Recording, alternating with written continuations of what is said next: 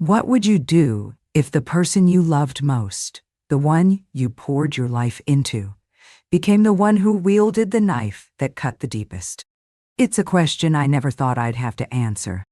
My name is Eleanor Walsh. I'm 68 years old, and I always imagined growing old would be softer than this.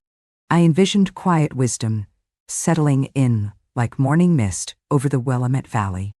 Tea in the afternoons, served in the porcelain cups Richard, my late husband, had cherished. The cheerful chirping of birds visiting the feeders in the backyard. We'd lovingly landscape together. Perhaps finally finishing that stack of novels on my nightstand. What I didn't anticipate, what no one prepares you for, is that growing old can sometimes feel like being slowly, methodically erased. Not by time itself, but by the decisions of others, decisions made for you, stripping away your agency one justification at a time. Until a few months ago, my life, though shadowed by grief, felt secure, familiar. I lived alone in the sprawling ranch-style house Richard and I had designed and built together decades ago in the quiet, leafy suburbs of Portland, Oregon. Every rose bush in the front yard held a story, planted for an anniversary, a birthday, a simple Saturday afternoon project. The kitchen, with its warm oak cabinets and slightly worn butcher block island, still seemed to hold the faint, comforting aroma of Richard's strong morning coffee, a scent I clung to like a lifeline 2 years after cancer had taken him far too soon. Leaving that house was unthinkable. It wasn't just bricks and mortar. It was the vessel holding the memories of 40 years of marriage, of raising our son, Daniel, of a life lived fully, if quietly. I wasn't ready to leave. More importantly, I didn't need to leave. My health was good. Oh, I had the usual aches and pains of nearing 70, a touch of arthritis in my hands. Perhaps I moved a little slower than I used to. But I was active, engaged. I volunteered at the local library twice a week, a nod to my past life as a librarian before Daniel was born, tended my garden meticulously, managed my own finances. Richard, practical to the end, had ensured I was well provided for, drove myself to appointments and grocery shopping, and even attended a weekly book club. I was independent, capable, content in my solitude, navigating grief, but certainly not incapacitated by it. Then came the throw rug. A beautiful plush Persian runner in the hallway. A gift from Daniel and his wife, Claire, last Christmas. Ironic, isn't it? One rainy Tuesday afternoon, rushing to answer the phone, my foot caught on the edge. I stumbled, went down hard on my hip. It wasn't a dramatic fall. No shattering bones, just a nasty bruise blooming on my hip bone, a sore wrist, and a shaken sense of equilibrium. I was more embarrassed than hurt, angry at my own clumsiness. I called Daniel later that day, mentioned it casually, mostly to explain why I might be moving a bit slower if he stopped by. I downplayed it. Just a silly tumble. Bruised my pride more than anything, I'd said. That single minor fall, however, became the weapon Daniel needed. Or perhaps the excuse he'd been waiting for. He showed up the next morning, unannounced, letting himself in with the key I'd given him years ago. He arrived early, before I'd even finished my first cup of tea, catching me still in my dressing gown. He wasn't alone. Standing slightly behind him was Claire, her expression a carefully neutral mask, and a man I didn't recognize, carrying a briefcase, radiating an air of brisk, impersonal efficiency. Daniel didn't ask how I was feeling. He didn't inquire about the bruise. His eyes, usually warm brown like Richard's but often lacking their depth, held a look I couldn't place. Cold, distant, determined. He launched straight into his pre-planned agenda, speaking in clipped bullet points, like he was delivering a corporate presentation. "Mom, we need to talk. That fall yesterday. It's a wake-up call. Daniel, it was nothing, really. I just tripped." "It's not nothing," he interrupted, holding up a hand. "You could have broken your hip. You live alone out here. It's too big, too isolated. What if something worse happened? What if you couldn't reach the phone? But I did reach the phone. Daniel, I called you." He waved that away, impatiently. "This time, yes, but it's too risky going forward. Claire and I have been discussing it. Claire shifted slightly, avoiding my gaze. We found a really good facility, Mom. Top-notch care, activities, security. It's closer to us, easier for us to manage things. It's time. It's the best solution for everyone. I actually laughed then, a short, incredulous bark of disbelief. A facility? Daniel, are you serious? I'm perfectly fine. This is my home. But he wasn't laughing. His face remained set, resolute. The man with the briefcase stepped forward slightly. Mrs. Walsh, Daniel continued, his voice taking on a tone of strained patience. We've already made the preliminary arrangements. We spoke with your doctor. He had? When? Dr. Evans hadn't mentioned anything to me. And he agrees that supervised living would provide a safer environment given your recent instability. Instability? Because I tripped on a rug?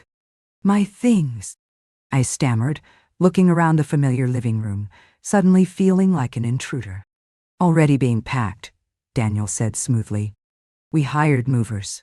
They'll take everything to storage, except for essentials for your new room. The paperwork. My voice trembled. I haven't signed anything. The man with the briefcase stepped forward again.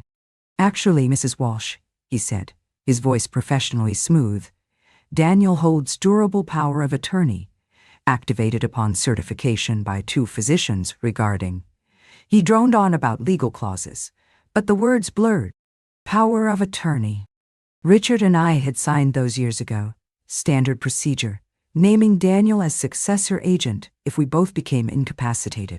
Richard was gone, but I wasn't incapacitated.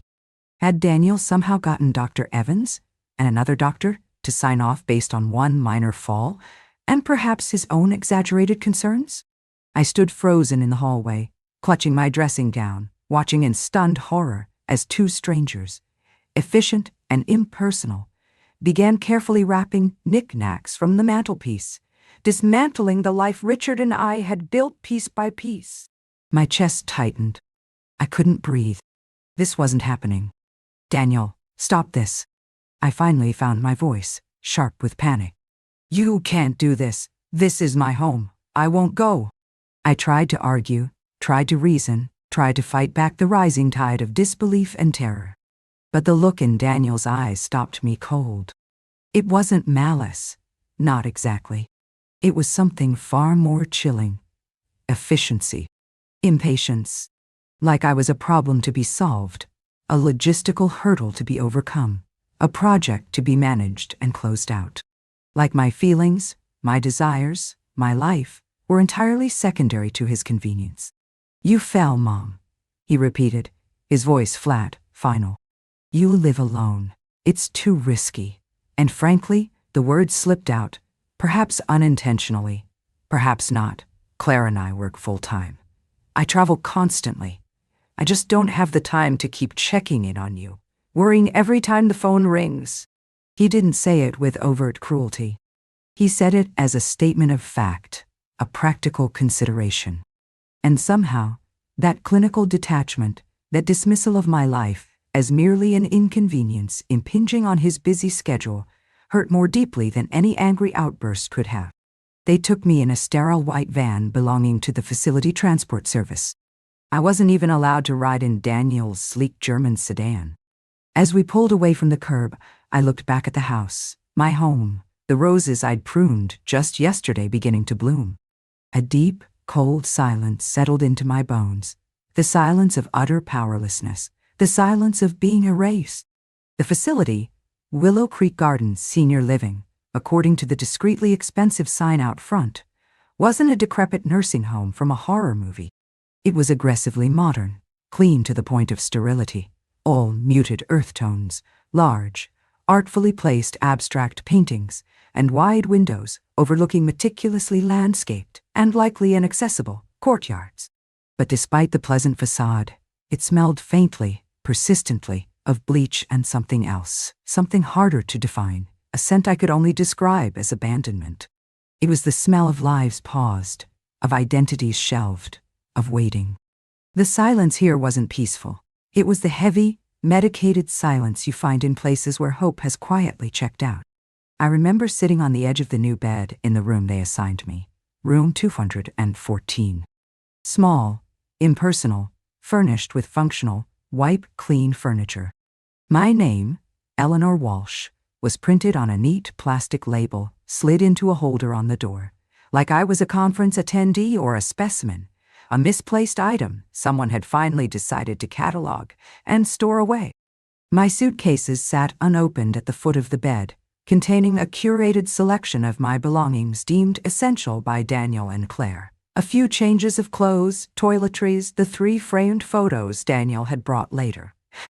The rest of my life, my books, my music, Richard's favorite armchair, 40 years of accumulated memories, was now presumably locked away in a storage unit somewhere, managed by Daniel.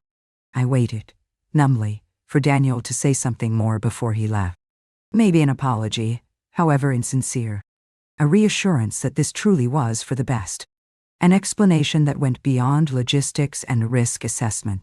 But all he said, glancing at his watch, was, "Okay, Mom? Settled in? Good. I've got a conference call. I'll check in later this week. Don't worry, you'll be comfortable here. They have activities."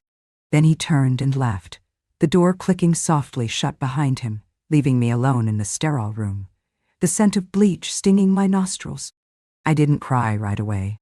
The shock was too profound, leaving me hollowed out, disconnected. I just sat there, perched on the unfamiliar bed, looking around at the bare walls. My belongings, my entire life, reduced to 2 suitcases and 3 photographs chosen by someone else. The home I had lovingly created, filled with 40 years of memories, now existed only inside my head. The autonomy I had taken for granted, the simple freedom to choose when to wake, what to eat, where to go, gone. Replaced by schedules, routines, and the quiet condescension of being cared for. I wasn't old enough to be senile, not suffering from dementia, not physically incapable of managing my own life, despite the occasional stumble. But I was, apparently, old enough to be forgotten, old enough to be deemed inconvenient, old enough to have my time declared over by my own son. That night, lying stiffly in the narrow bed that wasn't mine, sleep was impossible. The silence of the room was broken only by the soft, incessant buzz of the fluorescent lights in the hallway outside, their sterile glow seeping under the door. I thought about Richard, about our quiet evenings, his gentle humor, the easy companionship we shared. How we used to laugh about growing old together, picturing ourselves bickering playfully over the remote control on matching recliners. How we promised, fiercely, that we would always take care of each other, no matter what. He would be horrified by this, by Daniel's cold efficiency, by my sudden imprisonment. And then I thought about Daniel, my son, the baby I had rocked to sleep, the boy whose scraped knees I had bandaged, the young man whose college graduation I had wept through with pride. How had he become this person? This stranger who could look at his grieving mother, not with compassion, but with calculation? Who could prioritize his schedule, his convenience, over her autonomy, her home, her life? The betrayal felt absolute, a clean break from everything I thought I knew about him, about us. But I wasn't nothing. Not yet. Deep within the numbness, beneath the grief and shock, something else stirred that night. A tiny flicker, embers glowing in the ashes of my old life. It wasn't anger, not yet. It wasn't even sadness, though that would come later in waves. It was something quieter, colder, sharper. It was the beginning of a quiet defiance. They thought they had neatly solved the problem of Eleanor Walsh. They thought I was finished, checked into room 214, filed away. They had no idea what I was capable of, what reserves of strength lay dormant beneath the surface. They had no idea what I was about to do.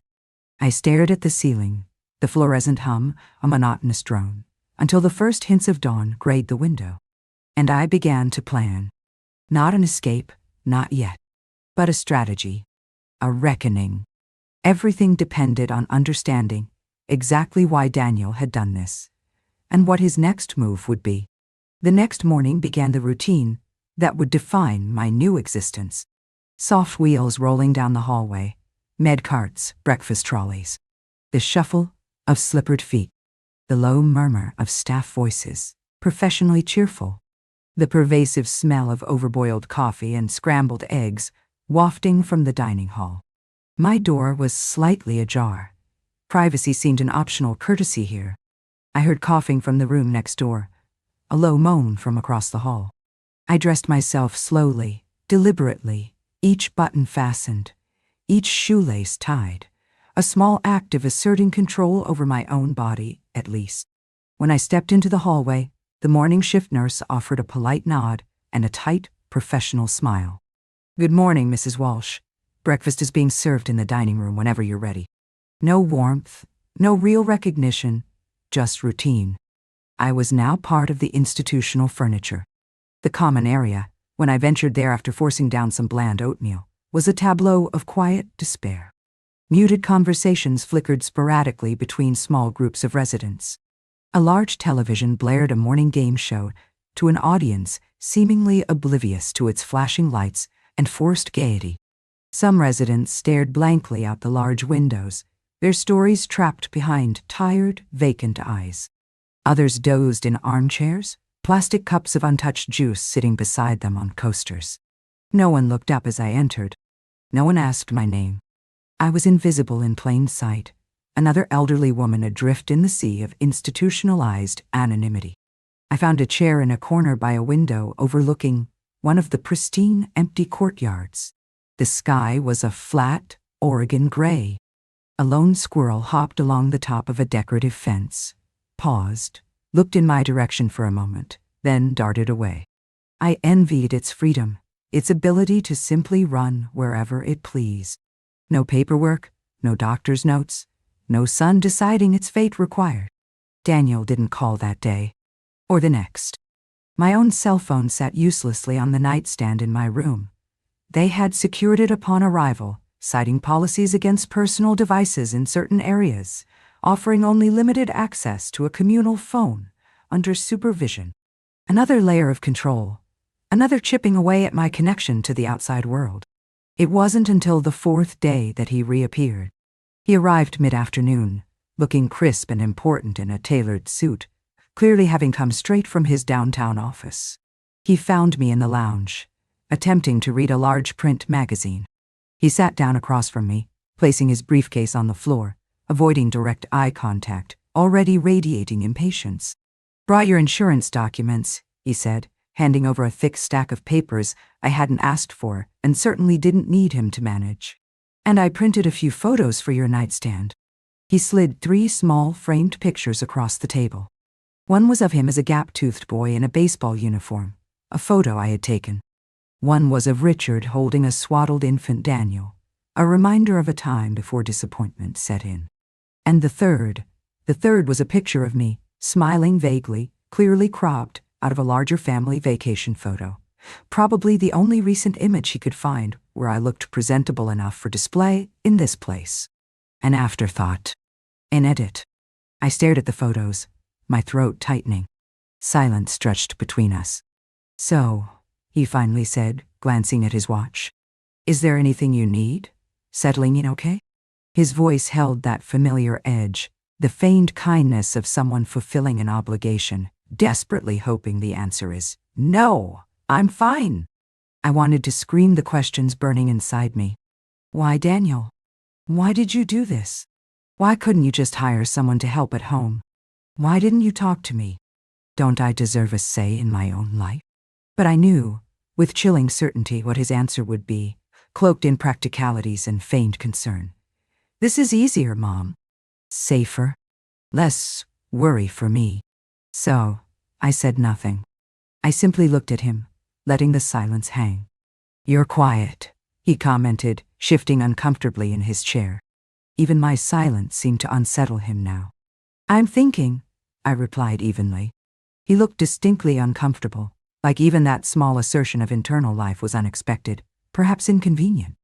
Then, he said the words I would never forget, the words that crystallized his motivation with brutal clarity. "Look, Mom," he sighed, leaning forward slightly, adopting a confidential, man-to-man tone, as if I were a business associate, not his mother. "It's not like I don't care. But let's be realistic. You've had your time. You raised me, Dad provided for you. Now it's my turn to manage things. Let me handle it. Had my time. As if life were a relay race, and I dropped the baton. As if my experiences, my feelings, my remaining years held no intrinsic value beyond their potential impact on his schedule. As if I had nothing left to live for, nothing left to offer, nothing left to feel. An expiration date, stamped on me by my own son. He stood up then, mission accomplished. He'd delivered the papers, made the obligatory appearance. Got to run, he said, already pulling out his phone. He didn't hug me. Didn't say he loved me. Just walked briskly out of the lounge, leaving me sitting there with the 3 photos and the hollow echo of his words. You've had your time. The following week passed in a monotonous haze. Scheduled meals in the beige dining hall. Tasteless food served on plastic trays. Mind-numbing bingo games, where the prizes were cheap lotions or puzzle books. Forced participation in gentle exercise classes that felt more patronizing than helpful. I tried engaging with other residents, searching for a spark of connection, but most were too lost in their own internal fog, their conversations circling endlessly around faded memories or physical ailments. Others were simply too far gone, their identities eroded by dementia or despair, their eyes vacant. That's when the cruelest aspect of this place truly hit me. It wasn't just the boredom, the lack of autonomy, or the underlying scent of bleach. It was the systematic erasure of identity.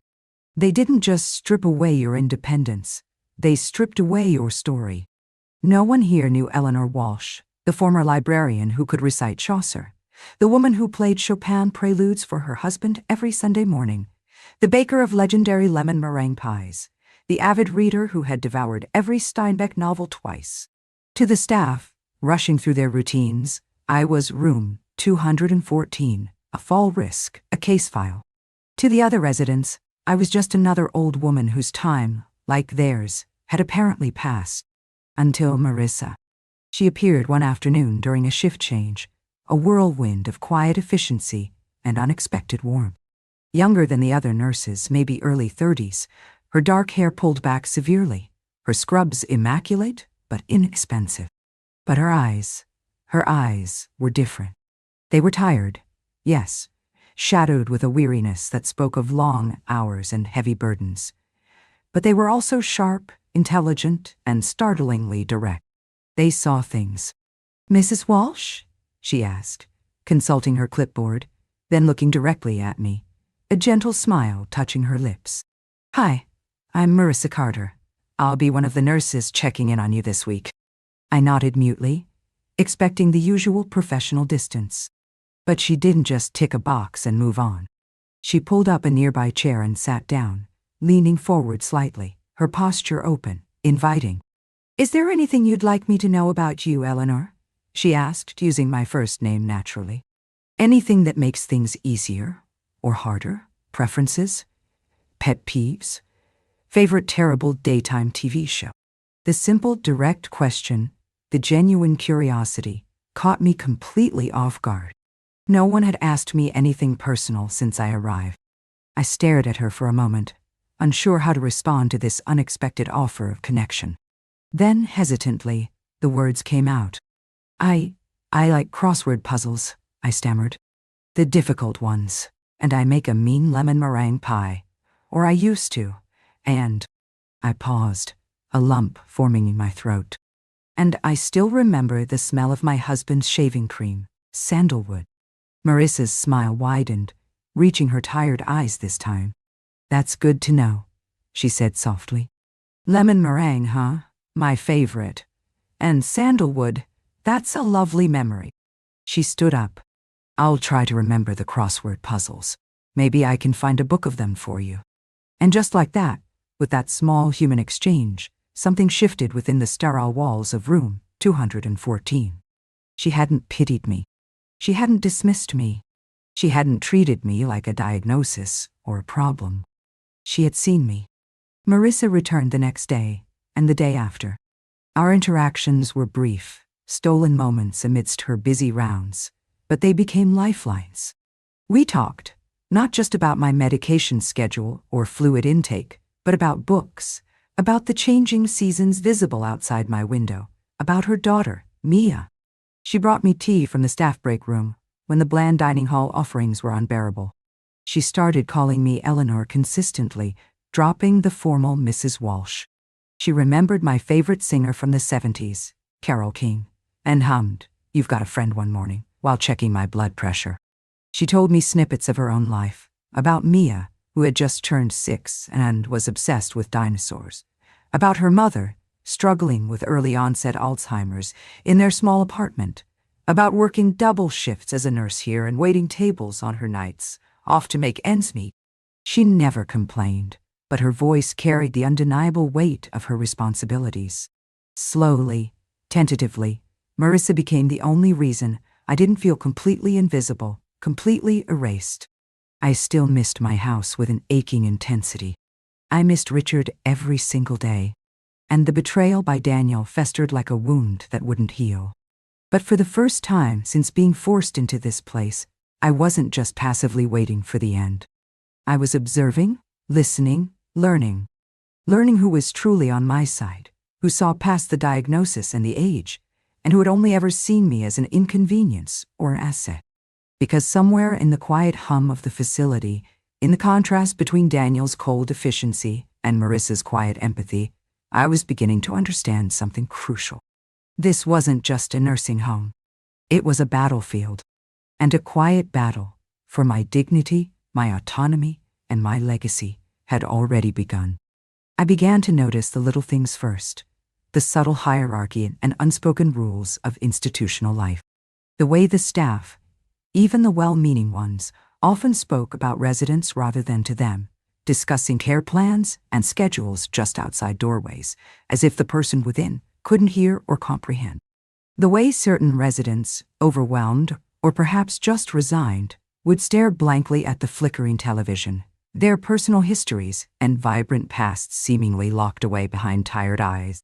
The insidious way people gradually stopped asking you questions about your life, your opinions, your preferences, once they categorized you as simply old or frail. But Marissa was different. She consistently defied the institutional inertia. She saw past the wrinkles, the scheduled medications, the impersonal chart clipped to my door. She asked about the books I used to love, about Portland before the craft breweries took over every corner, about Richard's ridiculous obsession with model trains. She listened, not with the condescending patience reserved for the elderly, but with genuine interest, remembering details, asking follow-up questions. She treated me like a person with a past worth knowing and a present worth acknowledging. Every morning, even on days when she was clearly rushed off her feet, juggling multiple patients and endless paperwork, she made time for me. A quick peek into my room. "Morning, Eleanor. You good today? Need anything before my rounds get crazy?" Just that, those few words, that brief moment of personal connection, began to anchor my days, giving them a small measure of purpose. She wasn't just performing care. She was offering kindness. It had been 2 weeks since Daniel's last perfunctory visit. My personal phone remained confiscated, locked away in the administrative office. The communal phone required signing out and offered little privacy. He hadn't called the facility's main line to check on me, hadn't sent a message through the staff. Nothing. It was as if, having deposited me here, having handled the situation, he had washed his hands of me entirely. Yet, paradoxically, I found myself opening up to Marissa, this kind-eyed nurse less than half my age, sharing stories and memories I hadn't voiced in years, as if she were the only family I had left. Marissa possessed a warm, genuine laugh that sometimes caught me off guard, a brief eruption of joy in the otherwise muted atmosphere of Willow Creek Gardens. She told me more about Mia, her 6-year-old dynamo. "She insists I leave the hallway light on all night," Marissa confided one evening, collapsing into the Vitter chair in my room for a rare 5-minute break, rubbing her temples. "Says it keeps the nightmares away." I smiled, a genuine warmth spreading through me. "Smart girl. Smarter than me most days," Marissa replied, her voice cracking slightly. She looked away quickly, brushing invisible lint from her scrubs. I didn't press, but I saw the exhaustion etched around her eyes, the slight tremor in her hands calloused from work. nails trimmed short and practical, the hands of someone forced to do everything herself. Later, during another quiet conversation, she spoke more about her mother's Alzheimer's diagnosis 2 years prior. Marissa had been just 29 then. The diagnosis had forced her to take on 2 nursing jobs, days here, nights at a downtown hospital, just to keep up with her mother's medical bills and their basic living expenses. She'd had to move her mother into her small, 1-bedroom apartment because assisted living facilities were financially out of reach. "And your husband?" I asked gently, sensing a painful gap in the story. "Mia's father?" Marissa forced a smile, but it was hollow, brittle. "Walked out about 6 months after Mom's diagnosis," she said quietly, staring down at her clasped hands. "Said he wasn't ready to carry that kind of weight. Said he didn't sign up for this." That kind of weight. I knew the feeling intimately. The weight of responsibility, of sacrifice, of love, that demanded more than some people were willing or able to give. I had carried it every day since Richard passed, the weight of grief, of managing finances alone, of maintaining the house, of trying to be strong for Daniel. And Daniel, in turn, had deemed me too much weight to carry. The contrast between my son's actions and this young woman's unwavering devotion to her ailing mother was stark and unbearable. That night, lying in the too-firm bed, staring at the water-stained ceiling tile I'd begun to think of as a grim constellation, something solidified within me. A decision made not in anger, but in profound clarity. My legacy, the sum total of Richard's and my life's work, the security I thought I was preserving for my son, it needed a new destination. It needed to go to someone who understood the meaning of loyalty, of sacrifice, of showing up even when it's hard. Someone like Marissa. The next morning, my resolve firm, I asked Marissa during her rounds if she could help me arrange a confidential phone call. "I need to speak with my lawyer," I stated simply. She blinked, surprised, perhaps, by the sudden request and the firmness in my tone. But she didn't question me. "Of course, Eleanor," she said immediately. "Let me finish my rounds, and I'll bring a portable phone to your room and ensure you have privacy." I could see the curiosity in her eyes, but also the respect. She didn't pry, didn't ask why. She simply facilitated my request, honoring my autonomy. The call to James Palmer, our family attorney for decades, took less than 5 minutes. He sounded surprised, then concerned, to hear I was residing at Willow Creek Gardens. "Daniel mentioned you were traveling," he asked hesitantly. Another lie Daniel had likely spun. "James," I said, cutting through the pleasantries, "I need to make some immediate and significant changes to my will, and," I took a deep breath, "I'd also like you to start the paperwork for an adult adoption." There was a stunned pause on the other end of the line. "Eleanor, adoption? Are you absolutely sure about this?" "I've never been more certain of anything in my life, James," I replied, my voice ringing with a conviction that surprised even myself. That same afternoon, using the heavy cream-colored stationery James Palmer couriered over, I wrote 2 letters. One was to Daniel, short, cold, factual, informing him that James Palmer now held my updated legal directives, and all future communication regarding my estate should go through his office. No explanation, no emotion, just a severing of the assumed connection. The second letter was to Marissa. This one poured out from the heart. I wrote about her kindness, her strength, her quiet dignity. I wrote about seeing myself, my younger self, in her struggles. I wrote about the betrayal I had suffered and the clarity it had brought. I explained my decision about the will and the adoption, emphasizing it wasn't charity, but recognition of her character, recognition of the daughter she already felt like to me in spirit. I told her she deserved support, deserved security, deserved to know that her sacrifices hadn't gone unnoticed. I sealed the letter and hid it carefully inside the drawer of my nightstand, beneath my few folded sweaters. I wasn't ready to give it to her yet. The legal processes needed to unfold. But when the time was right, I wanted her to understand the depth of my gratitude and the reasoning behind my choice. She wasn't just my nurse anymore. She was becoming my chosen family. I didn't tell Marissa about the letters or the legal changes that day, or the next. We slipped back into our quiet routine, conversations about books, updates on Maya's latest dinosaur obsession, shared cups of tea.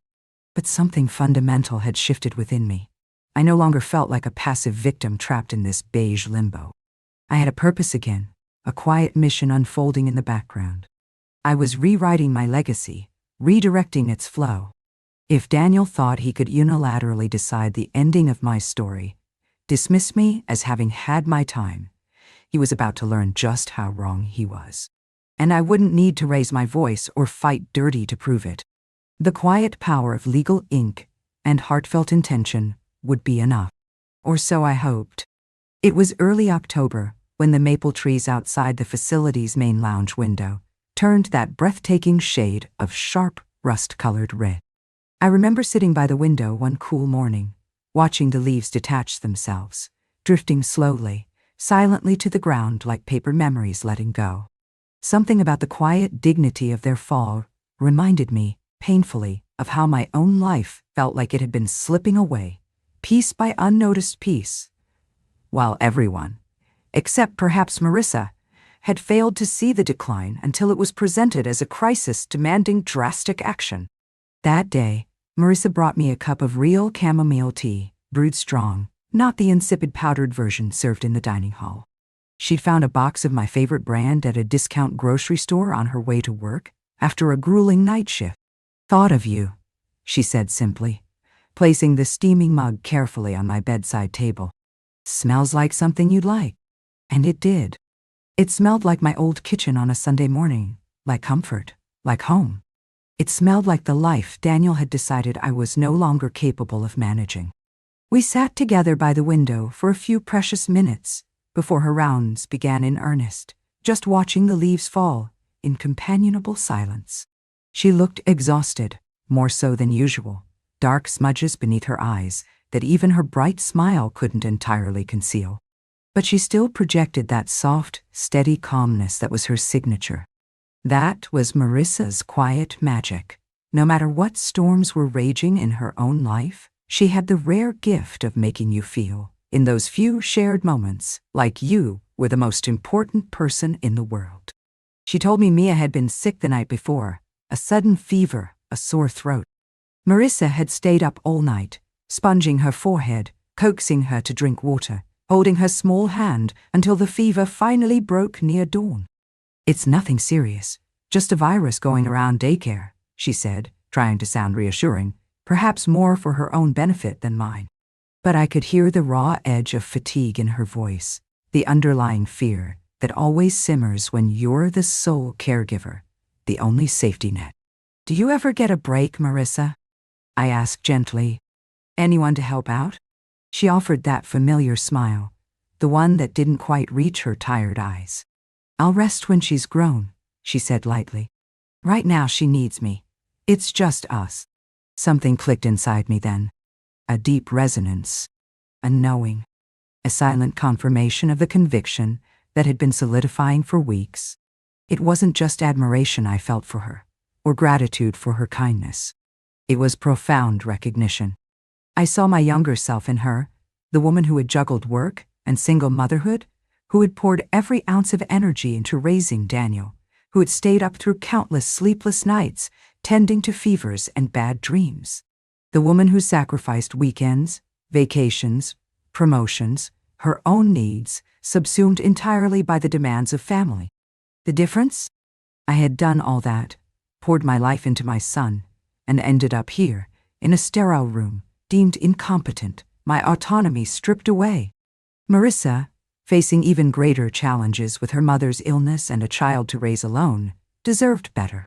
She deserved support, security, a future free from the constant, grinding anxiety of financial precariousness. Later that day, after Marissa had left for her shift, I called James Palmer again. My voice was firm. "James, let's finalize the amendment to the will we discussed, and the adoption paperwork. File it as soon as possible.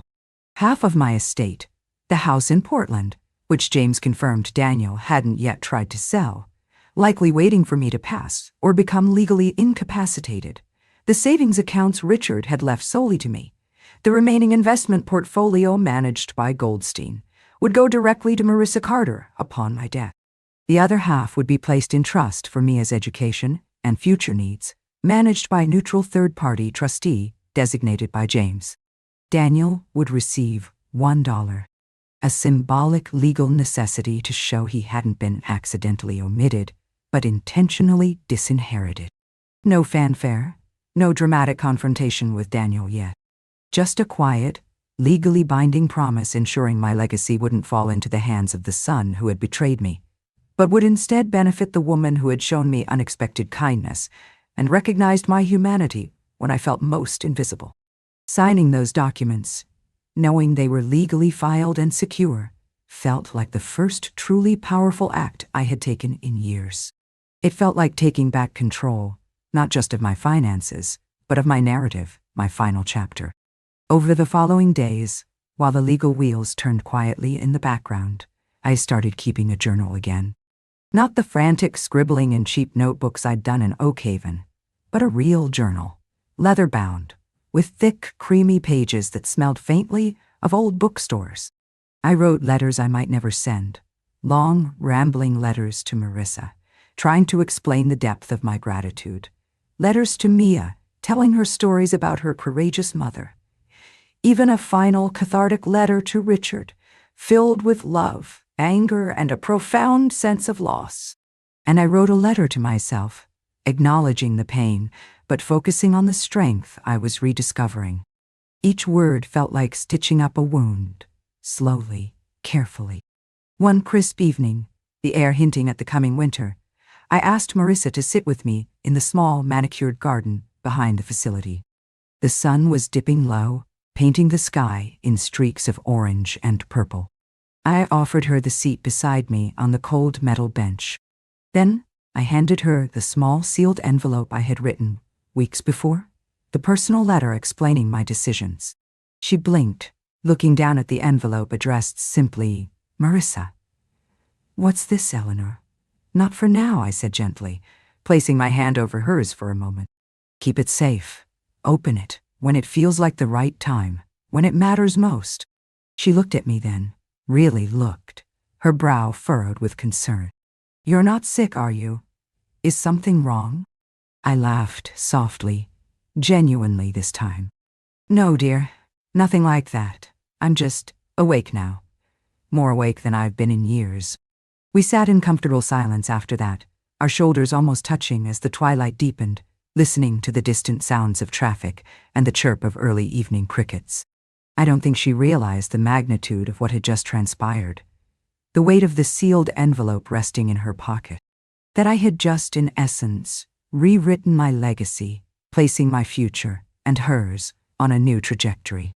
Not out of anger towards Daniel, though his actions were the catalyst, but out of a profound sense of clarity, of justice, of choosing connection over biology. Because sometimes, the people who share your blood are the ones who cause the deepest wounds, while the unexpected kindness of a near stranger can become the lifeline that pulls you back to shore. As the first stars pricked the darkening sky, I made peace with something important. If Daniel had effectively given me up, deemed my time over, then I had every right to give myself, my legacy, forward, to someone who saw me, who valued me, who stayed. I didn't know then how quickly Daniel would make his next move, how desperate his attempt to reclaim control would be. But I felt it, even then, sitting peacefully beside Marissa in the fading light. A storm was gathering, and this time I was finally ready to stand in the rain. The peace I felt after changing my will and entrusting the letter to Marissa was fragile, like a thin sheet of ice over deep water. I knew Daniel wouldn't simply accept being written out of my life and legacy. His sense of entitlement, nurtured over decades and solidified by his father's example, ran too deep. But I hadn't anticipated the speed or the insidious nature of his counterattack. It was well past midnight, perhaps 2 weeks after I'd finalized the legal documents with James Palmer, when I woke abruptly. Not to a nightmare, but to the sound of hushed, urgent voices drifting down the usually silent hallway. Most nights, Willow Creek Gardens fell into a profound quiet after 10 p.m. The only sounds the soft hum of machinery and the occasional rustle of a night nurse making rounds. But this night felt different, charged with a furtive energy. Driven by a prickling unease, I slipped out of bed, wrapped my old woolen shawl around my shoulders, and eased my door open just a crack. The hallway was bathed in the low, yellow glow of the emergency nightlights. At the far end, near the locked door leading to the administrative offices, I saw him. Daniel. I froze, my breath catching in my throat. He was supposed to be out of town on a business trip. He'd mentioned it dismissively during his last brief visit. He hadn't come to see me in weeks. Yet there he stood, looking tense, agitated, gesturing sharply as he spoke in low tones to another man. This man was older, dressed in an expensive-looking dark gray suit, carrying a slim leather briefcase. Someone I didn't recognize, clearly not facility staff. A lawyer. Their voices were muffled by the distance, but certain phrases floated down the echoing hallway like poisonous smoke. Needs to be handled quickly, before she... Documentation from Dr. Levan is key. If she changes that will again. Potentially lose everything. How? Potentially lose everything. I pressed my ear closer to the door crack, straining to hear more. Can't stop her from doing it, the man in the suit murmured, his voice cautious. It's her legal right, Daniel, as long as she's deemed competent. Competent? Daniel snapped back, his voice a venomous whisper. She's not thinking clearly. She's old, alone, confused. Probably being manipulated by that nurse. My blood ran cold. He was talking about Marissa. He knew somehow about the will change, or at least suspected it strongly enough to take drastic action. I want a full psychological evaluation, Daniel insisted, his tone hard, commanding. Something official, airtight. If she's declared incompetent, legally incapacitated, then the will can't be changed. The power of attorney I hold remains fully active. We can contest the adoption later. I couldn't breathe. My heart pounded against my ribs so loudly, I feared they might hear it down the hall. He wasn't just trying to overturn the will. He was trying to strip me of my legal rights entirely, to have me declared mentally unfit, effectively silencing me forever. I'm not going to let her hand over my inheritance, my future, to some gold-digging nurse, he hissed, the possessiveness in his voice chilling. She owes me. Owes him. The sheer, staggering arrogance of it. After abandoning me, after dismissing my life as over, he still believed my assets, my legacy, belonged to him by default, by biological right, that I owed him the sum total of my existence. Then I heard the lawyer, because that's clearly who the other man was, ask hesitantly. Are you absolutely sure you want to go down this road, Daniel? Declaring your own mother incompetent. The optics are terrible, and if it backfires... Daniel's answer was immediate, cutting. Do it, whatever it takes. I shrank back from the door, easing it shut without a sound. I sank onto the edge of my bed, trembling uncontrollably, not from cold, but from a mixture of fury and a sickening sense of déjà vu. This was how he operated. Quietly, behind the scenes, manipulating situations, using legal mechanisms and professional jargon to achieve his aims, just as Richard likely had for years. I wasn't sure what hurt more, the cold calculation I had just overheard, or the fact that, deep down, a part of me wasn't entirely surprised. Daniel had always been strategic, driven, focused on his own advancement. But now, faced with the potential loss of what he considered his birthright, that ambition had curdled into something ugly, ruthless. He wasn't just mirroring his father anymore. He was exceeding him in calculated cruelty. He didn't care about my well-being, my safety, my happiness. He cared about control. Control over me, control over the money, control over the narrative. And Marissa? She was just collateral damage, an obstacle to be removed, discredited. And then, another, darker thought surfaced, chilling me to the core. I had always harbored a tiny nagging question about the night Richard died. It had happened so suddenly, so unexpectedly. He'd been working late in his home office, sorting through financial records, while I was out briefly visiting a sick friend. When I returned, I found him slumped over his desk. Gone. A massive heart attack, the paramedic said. Quick, painless, no time to call for help. Or so I was told. I remembered asking Daniel later if he had spoken to his father that day. He had seemed evasive, saying he'd been tied up in meetings, hadn't had a chance. But now, knowing his capacity for cold calculation, knowing his resentment towards Richard's control over the family finances Daniel likely knew were more precarious than they appeared due to his own involvement in some risky side ventures Richard disapproved of. Had he simply not answered a call for help? Had he let his father die to avoid dealing with the financial mess, hoping to inherit cleanly? The thought was monstrous, unthinkable, yet it lodged itself in my mind like a shard of ice. Was he capable of that? And if he was, what was he capable of doing to me now that I stood between him and his perceived inheritance? The next morning, I forced myself to act normally. When Daniel stopped by my room later that day, a calculated visit, no doubt, to assess my state, I pretended nothing was amiss. He smiled thinly, handed me a ridiculously expensive box of herbal teas I hadn't asked for. Thought, you might like these, Mom. I nodded politely, masking the revulsion churning inside me. He asked superficial questions about my comfort, commented on the weather, then left after 10 minutes, likely reporting back to his lawyer that I seemed pleasantly vague or a bit confused. Let him think that. Let him underestimate me one last time. That afternoon, I sought out one of the newer, younger nursing aides, a timid girl named Hannah, who often looked overwhelmed. Under the guise of asking about activity schedules, I steered the conversation carefully. That nurse who covers the night shift sometimes. Kristen, I think? Does she seem trustworthy? Hannah hesitated, glancing nervously down the hall. Yeah, I guess. She mostly keeps to herself, though. I only ask, I continued casually, because I thought I heard voices near the admin office late the other night. Sounded like arguing. Did anything unusual happen? Hannah paled slightly.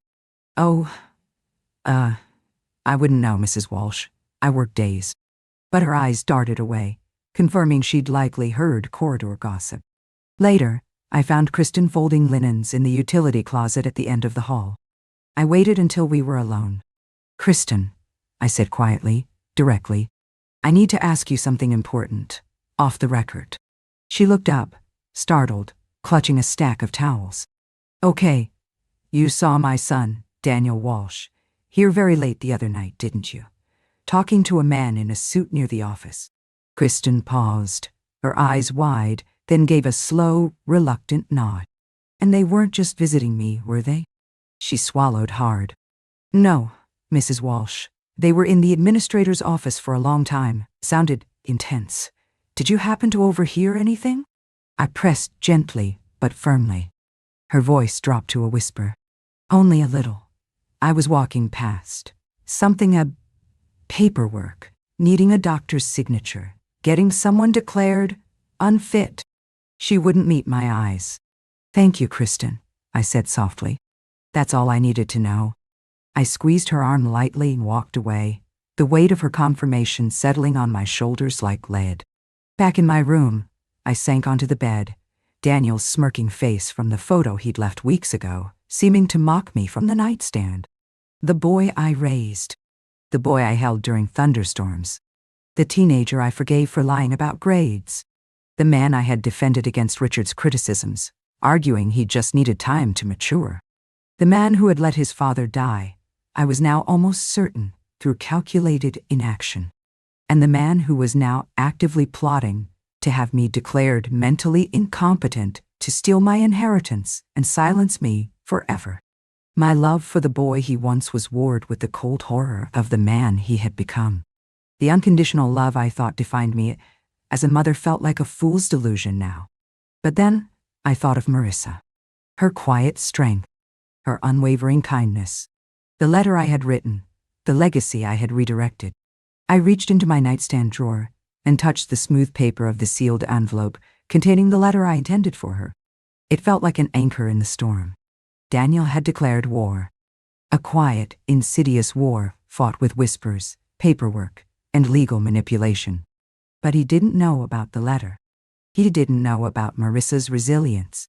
And he certainly didn't know that I wasn't Richard. I wasn't going to be erased quietly. It was time to deliver my hidden message. Because the battle for my mind, my freedom, and my legacy had truly begun. And I had no intention of losing. Armed with the knowledge gleaned from the attic, my nightly routine intensified. The silent takedown gained a new layer, a sharper edge. It wasn't just about financial discrepancies anymore. It was about character, about the very foundation upon which Richard Morgan had built his carefully curated public persona. I started by focusing on the earliest days of his career, before Morgan Health Enterprises became a recognized name. Using clues from the old loan document mentioning Isabella Rossi, I delved into architectural archives, university records, and even old social registers from the time of his first marriage. It was painstaking work, piecing together fragments from decades past. I found mentions of Isabella as a promising young architect, winner of a university design award for innovative healthcare facility concepts. I found records of a small company she and Richard had co-founded shortly after their marriage, focused on accessible clinic design. Then, records of her sudden death, followed quickly by the dissolution of the company, with all assets, including intellectual property rights, vaguely defined, transferring to Richard as the surviving partner. Had he truly obtained those rights legitimately? Or had he exploited the situation, leveraging her tragic death and possibly ambiguous legal documents to claim her innovative designs as his own springboard? The timing, combined with the loan secured against those blueprints, felt deeply suspect. This became the new thread in my tapestry of leaked information. I didn't make direct accusations. Instead, I started seeding questions in different forums. An architecture history blog. Whatever happened to Isabella Rossi's promising modular clinic designs from the late 70s? Such a loss? A local history group. Remember Morgan's first small clinic off King Street? Always wondered where he got the capital for that initial push. I attached snippets, an old award notice for Isabella, a redacted section of the loan agreement mentioning blueprints as collateral. Never connecting the dots explicitly, just leaving breadcrumbs for others to follow. Simultaneously, I continued dripping information about the forged deed and the power of attorney.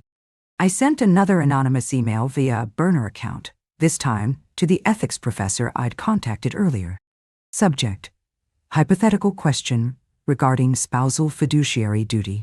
What are the ethical and legal implications if a spouse obtains power of attorney through potentially fraudulent means and subsequently uses it to transfer jointly held or inherited assets without the other spouse's knowledge or consent, particularly assets predating the POA? I attached a heavily redacted copy of the POA, highlighting the suspicious signature. The professor, intrigued, responded generically about fiduciary duty and fraud, but also mentioned he might use anonymized versions of such scenarios as case studies in his upcoming seminar on business ethics. Another seed planted. The whispers started to grow louder, coalescing. People in Charleston's interconnected business and social circles began talking. The initial posts about the Morgan Health origins gained traction. Someone dug up old articles mentioning Isabella Rossi, Dodi. Someone else recalled rumors about Richard's rapid acquisition of funds after her death. The questions I'd planted anonymously began to be asked openly, albeit cautiously, in emails and private conversations. Claire kept me updated. Her contacts within the legal and financial communities reported a growing unease surrounding Richard. Investors, spooked by the anonymous texts hinting at questionable property records, specifically mentioning the Hill estate, were making discreet inquiries. His business partners were reportedly holding closed-door meetings. The carefully polished veneer was beginning to crack under the pressure of unseen forces. Then came the first tangible sign that the whispers were reaching their target. One evening, Claire forwarded me an internal memo anonymously leaked from Morgan Health Enterprises. It was a company-wide email from Richard himself. The tone was defensive, dismissive. It spoke vaguely of baseless rumors and disgruntled former associates attempting to tarnish the company's reputation. It urged employees to remain focused and ignore external noise. Reading it, I felt a cold satisfaction. He was rattled. He didn't know where the attacks were coming from, who held the damaging information, or how much they knew.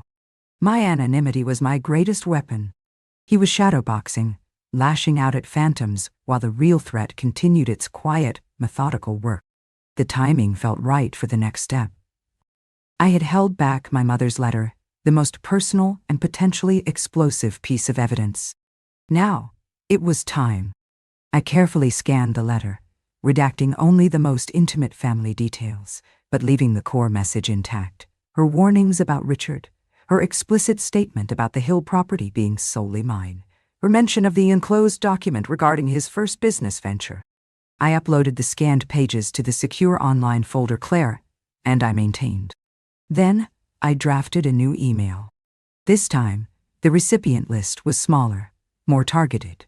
The two investigative journalists who had shown initial interest, the ethics professor, and, crucially, one specific board member of Morgan Health Enterprises, known for his staunch belief in corporate governance and ethical conduct, a man Richard reportedly found irritatingly meticulous. Subject: the foundation of the empire? Body: perhaps the enclosed, a recently discovered personal letter from the late Eleanor Hill to her daughter, Margaret, might shed light on the true origins of certain assets and raise questions about fiduciary responsibilities withheld for decades. Of particular note are the warnings regarding Mr. Morgan and the explicit instructions concerning the Hill property, seemingly contradicted by later documented transfers. I attached the scanned copy of my mother's letter and the related loan document mentioning Isabella Rossi's blueprints. I signed off again, simply as M.E., then I hit send and logged out, my heart pounding a steady, determined rhythm. This was different. This wasn't just about forged signatures on deeds. This touched upon his character, his relationship with my mother, the very genesis of his success, potentially linked to the exploitation of not one, but two women. This implicated his integrity on a far deeper level. I didn't have to wait long. Within 48 hours, Claire received an encrypted message from the meticulous's board member. He didn't ask questions. He stated facts. He had cross-referenced the dates, pulled internal records, and confirmed significant discrepancies requiring immediate board-level review. He mentioned invoking a clause in the company bylaws regarding potential fiduciary misconduct by the CEO. The dominoes were beginning to fall, faster now. The journalists started digging with renewed vigor, asking pointed questions to Richard's PR team, questions they couldn't easily deflect. The ethics professor incorporated the anonymized scenario into his popular public lecture series, sparking debate within the academic and business communities. And Richard? I heard through Claire's contacts that he was becoming increasingly erratic, paranoid, lashing out at staff, demanding loyalty oaths, trying desperately to plug the leaks in his sinking ship. He likely suspected former employees, disgruntled partners, anyone but the quiet, dismissed wife he had banished from his kingdom. He never saw me coming. I continued my work at the library. The calm predictability of shelving books, a strange counterpoint to the storm I had unleashed. Miss Emma still chatted about her cat. Students still rushed in minutes before closing. But now, when I looked out through the tall library windows at the bustling Charleston streets, I didn't feel invisible anymore. I felt like the quiet center of the storm, watching the pieces realign, waiting for the final, inevitable collapse. The silence I had lived in for 40 years was finally finding its voice, and it was speaking volumes. The next tremor in Richard's crumbling world came from an unexpected direction, Nathan Otti. I hadn't anticipated his involvement, beyond perhaps a self-serving statement when the time came. He had spent the last decade meticulously aligning himself with Richard's success, eagerly embracing the perks and privileges that came with being the heir apparent to the Morgan Empire. When Richard had introduced Sarah at a company gala 3 years ago, not just as his assistant, but with a proprietary arm around her waist, Nathan hadn't batted an eye. When I was subsequently eased out of family gatherings, then photos, then finally the house itself, Nathan's silence had been deafening. He hadn't actively participated in my dismissal, but his passive acceptance, his failure to offer even a word of protest or private support, felt like a betrayal almost as deep as Richard's. I'd raised him, not biologically, but from the age of 5 after his own mother, Richard's first wife, fled the marriage. I was the one who attended the parent-teacher conferences Richard was always too busy for. I was the one who taught him how to tie his shoes, ride a bike, navigate teenage heartbreaks. I stayed up late helping him with homework, nursed him through fevers, baked his favorite chocolate chip cookies on Saturdays. Richard provided the financial means, the impressive surname, but I provided the constancy, the care, the everyday scaffolding of childhood. Until Sarah arrived, and suddenly Richard decided to play the doting father, grooming Nathan as his successor, subtly, and sometimes not so subtly, rewriting history to minimize my role, casting me as little more than a long-term housekeeper. Nathan, eager for his father's approval and the promised inheritance, seemed to readily accept this revised narrative. He conveniently forgot who had taught him kindness, empathy, the basic tenets of being a decent human being. Or perhaps more painfully, he simply chose not to remember. That's why I wasn't prepared when he appeared at the library one rainy Tuesday afternoon. I was at the front desk, processing returns, the rhythmic beep of the scanner, a familiar comfort. I looked up and saw him standing there, hesitating near the entrance. He looked older than his late 30s, a weariness around his eyes that wasn't just lack of sleep. He wore an expensive, impeccably tailored suit, but he looked uncomfortable in it, like an actor uncertain of his lines, stripped of his usual audience. "Maggie?" he asked, his voice low, uncertain. My heart gave a painful lurch. I nodded curtly, gesturing towards the quiet reading area away from the main desk. "We can talk outside." We sat on a damp stone bench beneath the sprawling branches of an old magnolia tree, raindrops pattering softly on the leaves above. I didn't speak, just waited, wrapping my worn cardigan tighter around myself. "There's something going on," he began, avoiding my gaze, studying the wet pavement. "Dad's world is imploding. People are whispering, investors are pulling out. The board is asking questions he can't answer." I remained silent, offering no reaction. He continued, his voice barely above a whisper. "Someone's leaking documents. Real documents, Maggie. Things about the early days, property deeds, signatures. Things no one should have." Still, I said nothing. Let him connect the dots. He finally looked up, his eyes meeting mine, searching my face. I suspected it might be you," he admitted, a flicker of something. Respect? Fear? In his gaze. I mean, it would make sense, wouldn't it? I stared out across the street, watching a delivery truck splash through a puddle. "Why would it make sense, Nathan?" He shifted uncomfortably on the bench. "Because you know everything. You were always there behind the scenes. You kept the books for years before Dad hired the big accounting firms. And because Dad—" He hesitated, then the words tumbled out in a rush. "Because Dad never really gave you credit for any of it. He treated you." He stopped, unable or unwilling to finish the sentence. The air hung heavy and damp between us. Then quietly, he added the words that lanced the boil of years of resentment. "And because I was cruel, by omission, by silence. I didn't see it before, Maggie. Or maybe I just didn't want to." I finally turned to him, my gaze sharp, unforgiving. "You were a child when he started manipulating things, Nathan. But you became a man who chose to mirror him, who benefited from his actions, who stood by silently while he erased me." He winced, looking down at his expensive leather shoes. "I deserve that." "No," I said, my voice surprisingly steady. "You don't deserve my anger anymore. You deserve the truth. You just chose, for a very long time, not to ask for it." He looked up again, anguish clear on his face. "Why didn't you ever tell me? About the land? About the other things? Would you have believed me?" I asked bluntly. "Against him? Against the life he offered you? He had no answer to that. The truth hung unspoken between us. Why are you doing this now, Maggie? He finally asked, his voice laced with a mixture of desperation and confusion. Why bring it all down? I paused, gathering my thoughts, choosing my words carefully. This wasn't about vengeance, not entirely. It was about setting the record straight, reclaiming my narrative. Because, Nathan, I said, looking him directly in the eye, your father didn't just discard me. He tried to erase me. He stole my past, compromised my future, and rewrote our history to suit his ambition. He built an empire on my silence, and I decided, finally, that my silence had run its course. He absorbed this, nodding slowly. Then, he did something I hadn't expected. He reached into his briefcase and pulled out a worn manila envelope. The same one I had found, containing the forged deed to the Hill property, the one I had used to spark the initial investigation. How had he gotten it?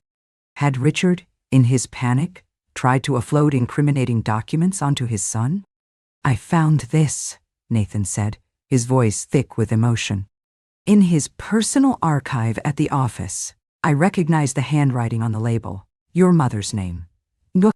He handed the envelope to me. I looked up the county records myself after those whispers started online. I saw the transfer date. I saw the signature wasn't right. Then I found... He trailed off, shaking his head. Other things, similar things. So, he had done his own digging. He had seen the truth for himself. I don't want anything from you, Maggie, he said, his voice earnest now. Not apologies, not forgiveness. I know I don't deserve either. But I won't be part of his lies anymore. I'm distancing myself, legally, financially. And I wanted... He took a deep breath. I wanted you to have this back, properly. He handed me another, smaller envelope. Inside were 2 documents.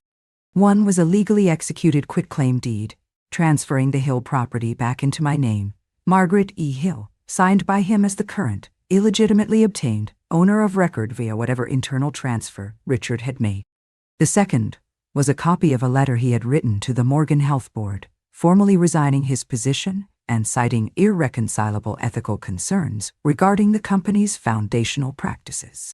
I stared at the documents, speechless. This wasn't just an apology, it was action. Tangible, costly action. Be sorry to yourself, Nathan, I finally said, my voice softer now. For the years you lost blindly following him, for the man you almost became. He nodded, tears welling in his eyes. I am, he whispered. More than you know. He stood then, awkwardly adjusting his suit jacket. I don't expect anything, but if you ever, no, never mind. He turned and walked quickly away, disappearing down the rain-slicked street. I watched him go, a complex mix of emotions swirling within me. Not forgiveness, not yet. Perhaps not ever, fully. But maybe a flicker of understanding. He had been trapped too, in his own way, by the allure of his father's power and the fear of his disapproval. Now, he was finally choosing a different path. I clutched the deeds in my hand. My land, my mother's legacy, returned. Not through a court order, but through the belated conscience of the son I had raised. Another crack had formed in Richard's crumbling facade. A significant one, originating from within his own carefully constructed dynasty. And it confirmed what I already knew. The truth, however long buried, has a way of demanding its own reckoning. The silent storm was gathering force, and the epicenter was shifting closer and closer to Richard himself. The first time Marissa tried to see me after they moved me to the psychiatric observation unit, they turned her away. She told me that later, the story tumbling out in a rush of frustration and fear. She hurried in during her shift change, still in her scrubs, her ID badge swinging, her heart likely pounding harder than she'd ever admit. She asked the front desk nurse where I had been transferred and was met with blank stares and bureaucratic deflection. Mrs. Walsh is no longer under your direct care, they told her coolly. The matter is being handled internally by her physician and family. She told me her hands started shaking then, that she felt an overwhelming urge to scream, to demand answers, but she didn't. She knew better. Marissa was smart, resourceful. She understood the insidious game they were playing, even if she didn't yet grasp the full depth of Daniel's reach or motivation. But she didn't back down. She wasn't just my nurse anymore. She felt a responsibility, a connection that transcended professional duty. She was on a mission. Her first call was to James Palmer, the lawyer whose number I had insisted she keep. When he initially hesitated, likely having received conflicting information or pressure from Daniel's side, Marissa didn't waste time with pleasantries. She emailed him the letter I had written and sealed weeks earlier, the one I'd pressed into her hand with a sense of foreboding, just a day before my transfer, telling her to open it when the time felt right. That letter, explaining my fears about Daniel, my reasons for changing the will, my deep trust in her, and explicitly authorizing her to act on my behalf if I became unable. That letter changed everything. James called her back within an hour. He met her in his office the next morning.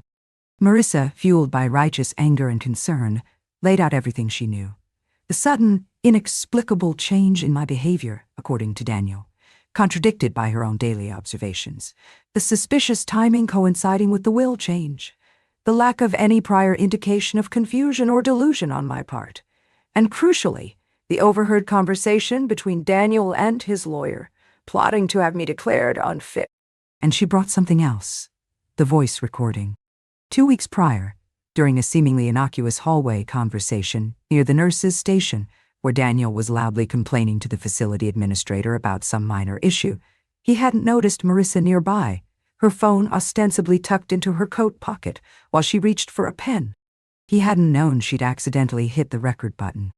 In that recording, captured by sheer chance, his voice was chillingly clear, laced with contempt.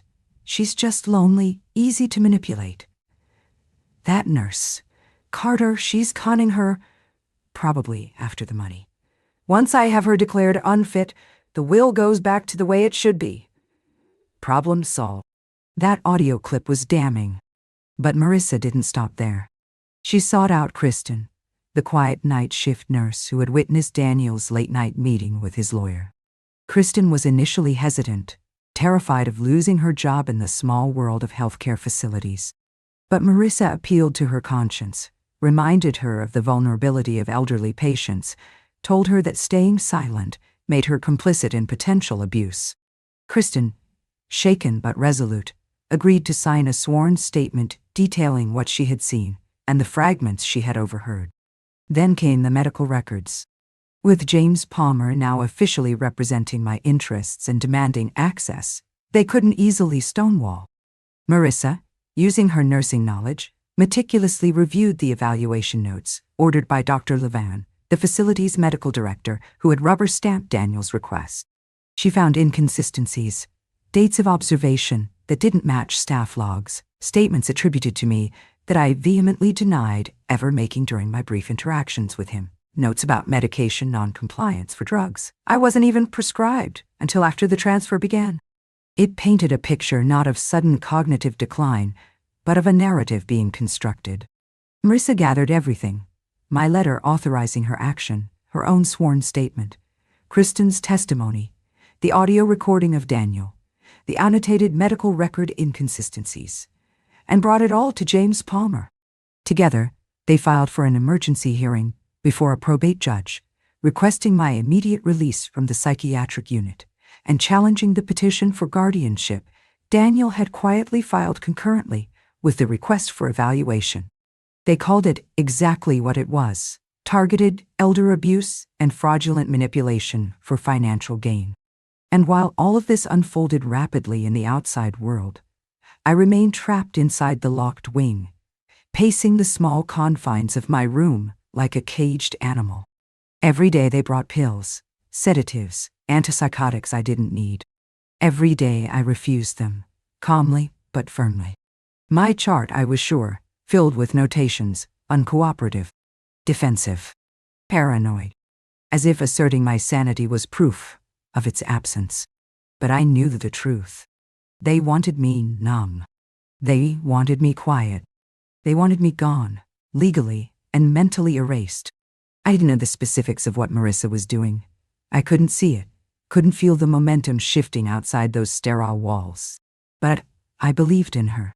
I clung to the memory of her kindness, her quiet strength, her fundamental decency.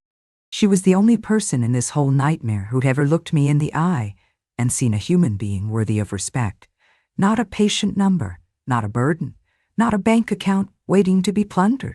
So, when the tight-lipped charge nurse informed me one morning, with obvious reluctance, that I had a court hearing scheduled for the following day regarding my care plan, I knew. Marissa had found a way through. The quiet defiance I felt had found its voice, and its name was Marissa Carter. They let me shower properly the morning of the hearing, a small luxury that felt monumental after days of sponge baths under supervision. They gave me clean clothes, my own, retrieved from storage, a simple navy blue dress and cardigan. They even offered real coffee, which I cautiously accepted but barely touched, wary of anything they might try to slip into it. A different nurse, one I hadn't seen before, came in to brush my hair, attempting to smooth down the signs of stress and sleepless nights, trying to make me look presentable for the judge. I submitted to her ministrations numbly. Appearances hardly mattered now. I was preparing for battle, not a beauty contest. They transported me in the same sterile white van with tinted windows, like I was contagious or dangerous. The two orderlies from before sat in the front, resuming their casual conversation about weekend fishing plans as if I weren't even there in the back, my hands folded tightly in my lap. But I heard everything. I heard them refer to me sotto voce as the old lady with the nurse problem. I heard one joke about how women my age get funny ideas, and how I was probably faking confusion just to get attention. I memorized every dismissive word, every casual cruelty, because soon their words, their attitudes, would be part of the evidence against the system that enabled Daniel's actions. The courthouse wasn't imposing, just a small, utilitarian gray building downtown, a broken flagpole clanging rhythmically in the morning breeze. I was led through a side entrance, away from the main lobby, down quiet corridors, again feeling like something shameful being hidden from view. But when I stepped into the small, wood-paneled courtroom, my breath caught. She was there, Marissa Dye, sitting near the front, beside James Palmer at the plaintiff's table. She wore a simple navy blouse that matched my dress, her dark hair pulled back neatly, her hands clasped tightly in her lap. When she saw me enter, flanked by the orderlies, her eyes flooded with a mixture of relief, anger, and fierce determination. She didn't speak, couldn't approach me yet, but she gave me a small, almost imperceptible nod, a silent message. I told you I'd come. We're ready. And then I saw Daniel, sitting across the aisle with his smirking, expensive-looking lawyer. He wore another perfectly tailored suit, his posture radiating confidence, arrogance. He didn't look at me, didn't acknowledge my presence. He didn't have to. He thought he'd already won. He believed the system, the doctors, the legal paperwork, were all aligned in his favor. The judge entered, the same woman from my imagination, perhaps? Late 50s, sharp, intelligent eyes that seemed to miss nothing, a no-nonsense set to her mouth. She looked at me, then at Daniel, then at the stacks of files before her, her expression unreadable. That neutrality gave me a flicker of hope. James Palmer stood and began, his voice calm, measured. He laid out the facts slowly, methodically, like a surgeon making precise incisions, not like a brawler throwing punches. He presented my voluntary, clearly articulated decision to change my will weeks before the fall. He introduced Marissa's employment record, spotless. He detailed her compassionate care, supported by notes from other staff members, like Kristen, the night nurse, whose sworn statement he entered into evidence. He highlighted the abruptness of my transfer to the psychiatric unit immediately after Daniel likely learned about the will change. He pointed out the inconsistencies in Dr. Levan's evaluation, the medications prescribed after the transfer that could induce confusion. And then he played the tape. Daniel's voice, recorded by chance on Marissa's phone, filled the quiet courtroom. Cold, calculated, ugly. She's just lonely, easy to manipulate. That nurse, Carter. She's conning her. Once I have her declared unfit, the will goes back to the way it should be." A collective gasp seemed to ripple through the small audience section, mostly lawyers and court staff. Daniel went pale beneath his expensive tan. His lawyer jumped up to object. Hearsay, illegal recording. But the judge waved him down impatiently. "The context and source of the recording have been verified through deposition, counselor. Sit down."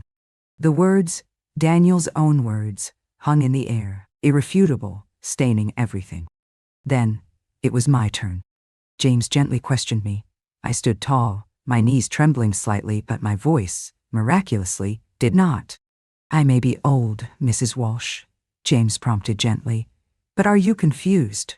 "No, James," I replied clearly. "I am not confused. Are you suffering from delusions?" "Absolutely not." "Are you capable of making your own financial and healthcare decisions?" "Completely." "And did you, of your own free will, choose to change your estate plan and initiate adoption proceedings regarding Marissa Carter?" "Yes." "With full understanding and heartfelt intention?" I looked directly at the judge. "Your Honor," I said, my voice gaining strength, "I am not senile. I am not incompetent. And I am not finished living my life. My son," I glanced briefly, coolly towards Daniel, "disagreed with my choices regarding my assets and my chosen family.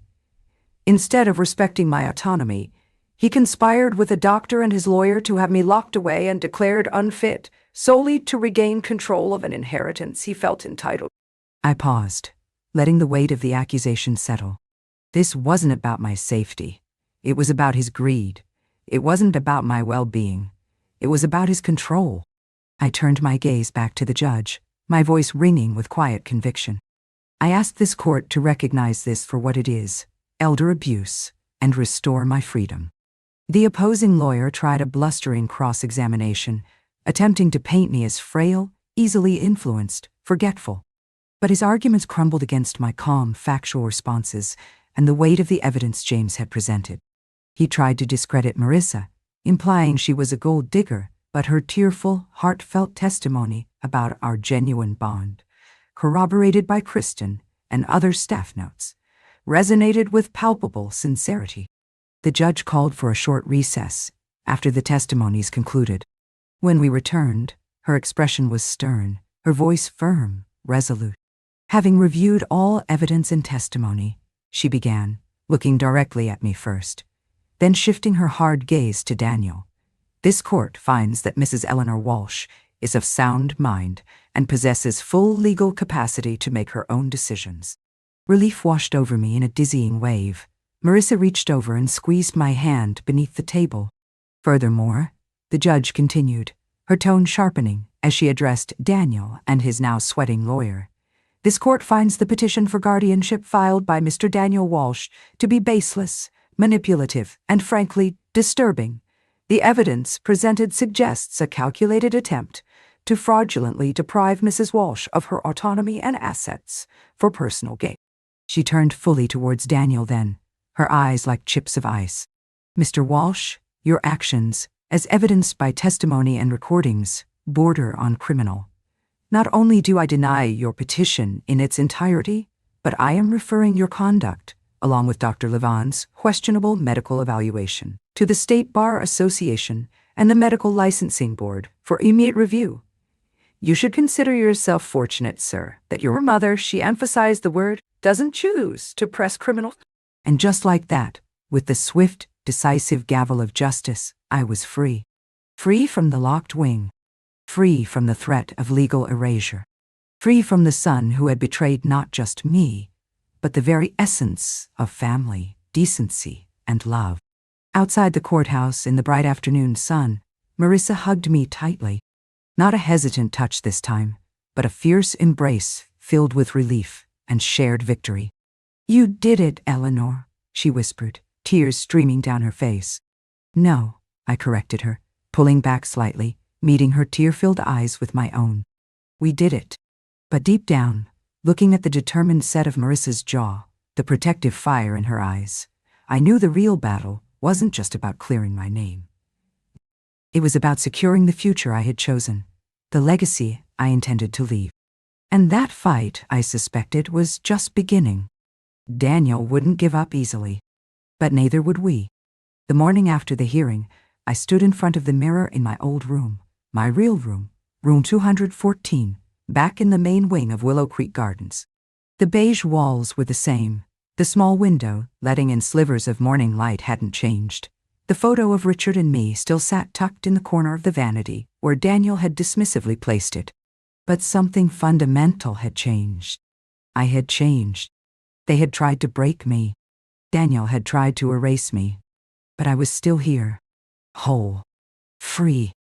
Marissa came in just before breakfast, not with the standard facility tray, but with one she must have brought from home, laden with fluffy pancakes, fresh strawberries, and real maple syrup, my favorite celebratory breakfast from years past. She said nothing at first, just set the tray down on my small table, pulled up the visitor chair, and sat, her eyes shining. "Victory pancakes," she announced softly, a wide, relieved smile spreading across her face.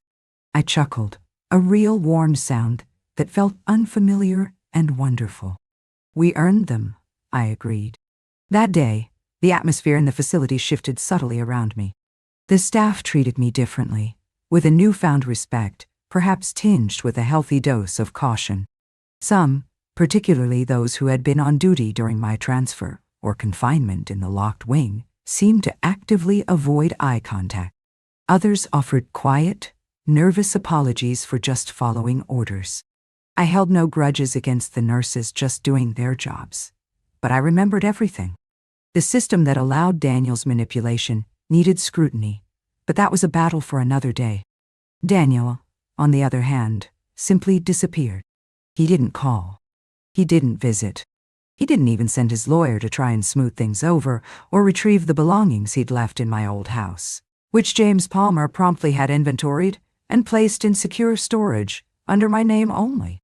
It was as if, having lost the legal battle so decisively and facing potential professional repercussions himself, he had vanished into the shadows, hoping to wait out the storm, perhaps hoping I would eventually just fade away. But I wasn't fading away. I was just getting started. That same week, with James Palmer handling the final details, the adult adoption paperwork was finalized. In a quiet, private hearing before the same no-nonsense judge, Marissa Carter officially, legally, became my daughter. Not just on paper, not just in court, but in my heart. The process was surprisingly simple, profoundly meaningful. The judge asked if this was truly what I wanted, if I understood the legal ramifications.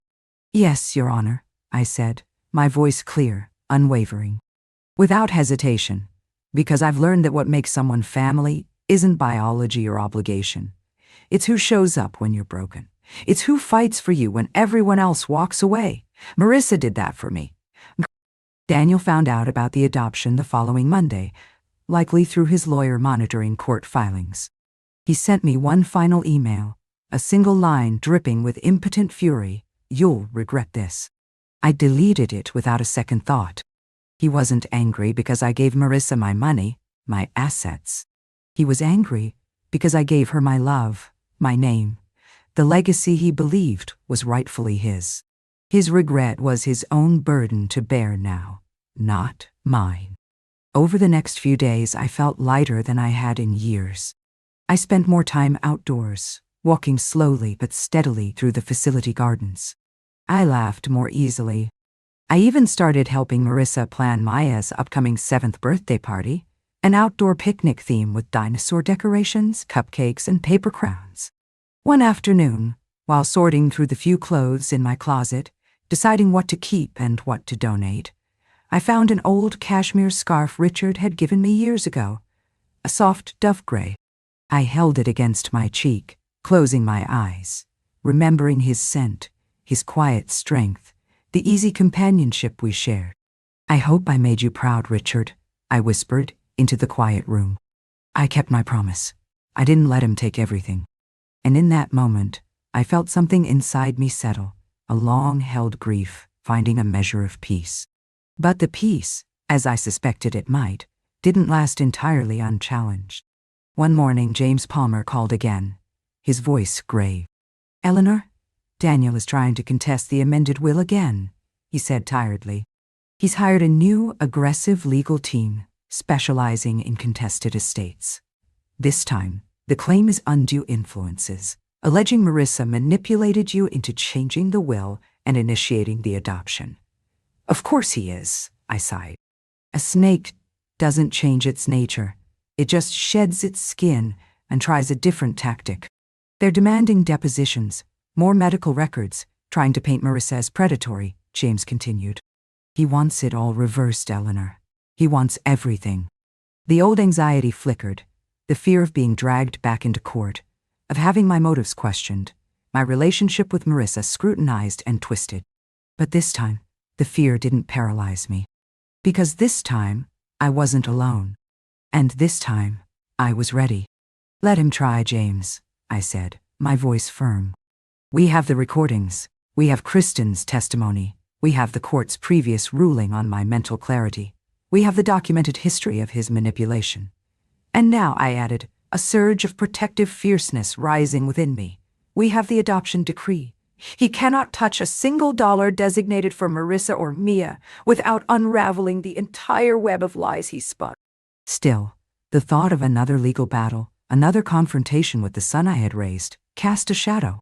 That night, I sat with Marissa in the quiet garden again as dusk settled. The air was cool, the first stars beginning to prick the twilight sky. Mia was having a sleepover at a friend's house, leaving us in rare, quiet solitude. "I wish I could say I don't care, Marissa," I confessed quietly, watching the fireflies begin their nightly dance among the flower beds. "That his actions don't hurt anymore, but they do. Some part of me, the mother part, still cares." Marissa didn't respond right away. She simply reached over and took my hand, her grip warm and steady.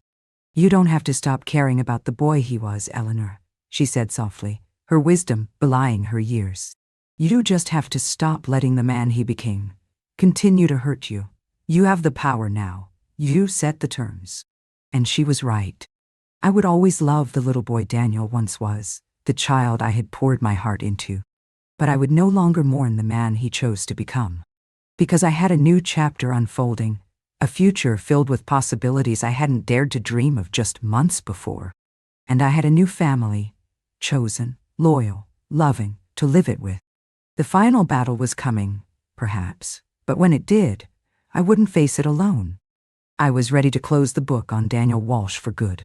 The courtroom felt colder this time, charged with a different kind of tension. Maybe it was the presence of Daniel's new, high-powered legal team, all sharp suits and predatory smiles.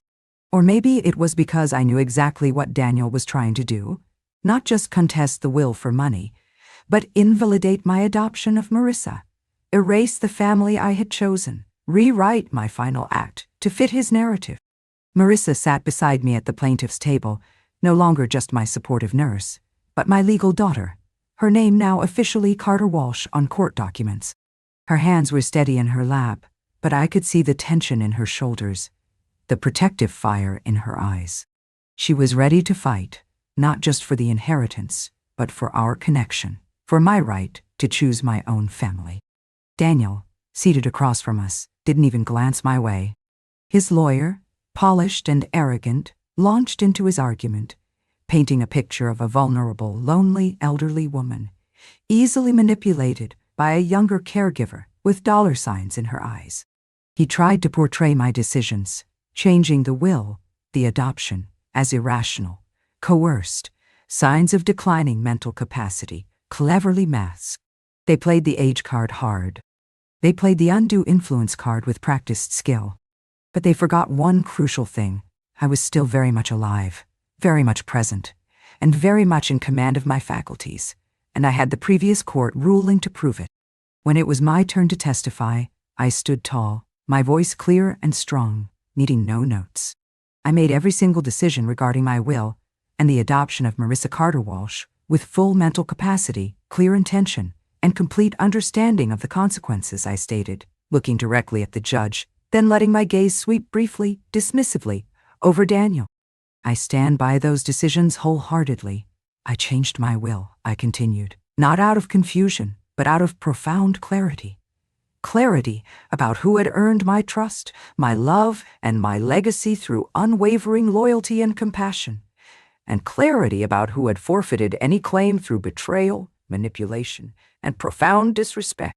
I paused, then added firmly, I chose to give my legacy to someone who valued me as a person, not someone who saw me merely as an obstacle to his inheritance.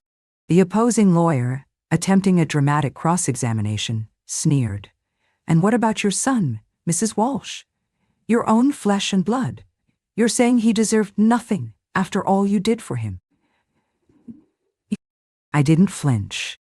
I'm saying, I replied, my voice level, devoid of anger, but weighted with truth, that Mr. Daniel Walsh deserves exactly what he offered me in the last years of my life: silence, distance, and utter disregard. A collective intake of breath seemed to fill the courtroom. Then James Palmer, my steadfast lawyer, took the floor. He presented the finalized adoption papers, legal, complete, airtight. He presented Marissa's years of exemplary nursing service, testimonials from colleagues, including Kristen, her spotless record, her unwavering loyalty demonstrated during my unjust confinement. He reminded the court of the previous judge's ruling, affirming my competence and denouncing Daniel's actions. And then, for final emphasis, he played the audio recording one last time. Daniel's own voice, smug and unfiltered, plotting to have me declared unfit to overturn the will. The judge, the same sharp-eyed woman from the emergency hearing, leaned back in her chair, listening intently, her expression unreadable until the recording finished. She folded her arms across her chest and sighed, a sound heavy with exasperation. "Counselor," she addressed Daniel's lawyer, her voice dangerously quiet, "I have seen a lot of contentious, frankly ugly, family disputes in my years on this bench. But this," she shook her head slightly, "this attempt to relitigate issues already decided, to attack the character of a dedicated caregiver, and to fundamentally disrespect the clearly stated, legally executed wishes of a competent individual. This borders on—" She turned her stern gaze directly on Daniel, who seemed to shrink slightly in his expensive suit. "Mr. Walsh, not only do I deny your petition to contest the will and invalidate the adoption, finding absolutely no credible evidence of undue influence or lack of capacity, but I am also referring your and your counsel's conduct in bringing this repetitive and baseless action to this courtroom allowed for the awarding of emotional damages. If this courtroom allowed for the awarding of emotional damages in probate disputes." Sarsha concluded, her voice. I couldn't help it this time. Tears streamed down my face, hot tears of relief, of vindication, of sheer, bone-deep exhaustion, finally released. It was truly, finally, over. Outside the courthouse, reporters and cameras waited, drawn by the whiff of scandal involving the now disgraced Morgan-connected family name. But James Palmer issued a brief no comment, and Marissa and I walked, hand in hand, heads held high, through the small throng to the waiting car. We didn't need to make a statement. We didn't need the world to understand every nuance, because we understood.